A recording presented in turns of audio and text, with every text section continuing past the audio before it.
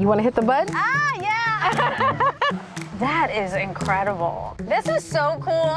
Monica, I'm so glad you're here with me today. Thank you. And that we can talk about epilepsy as two individuals living with epilepsy. That's right. And how often does that happen? Well, it might happen more often if people talked about it. Exactly.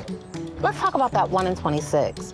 Did you think that epilepsy was that common when you were diagnosed? Oh my gosh, no. I had no idea. So many people are living with epilepsy. I had no idea because people don't want to talk about it. But the more people talk about it, you don't feel isolated. And it's like, oh, actually a lot of people have this. That's why we're here, really, to give people permission and empower them. Yeah. To have these conversations and to own their journeys. Yeah. And to talk about them. So with that, love to hear more about your story. In 2019, I had a seizure in the middle of the night, but I didn't know. And I went to the doctor the next day. They were like, we don't know what it is. Okay. And then they kind of just set me on my way.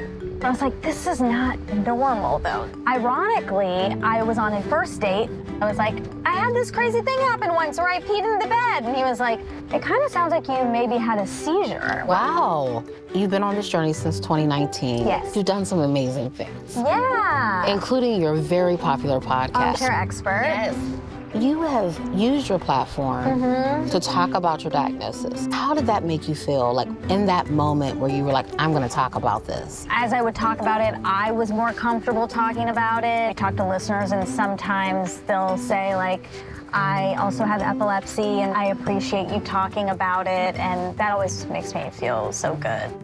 Oh, we're passing another Waymo. Hi. When I got this diagnosis, I obviously couldn't drive for a while. It would have been so nice to have had a Waymo at that time. And how did that impact you, not being able to drive? Ugh, it was awful, because it was also during COVID, so you already felt so stuck. That lack of access to transportation can feel so burdensome. Yes. And can lead to that isolation. You know, at the Epilepsy Foundation, our vision is so no one faces epilepsy alone, because we recognize isolation is such a big part of this journey.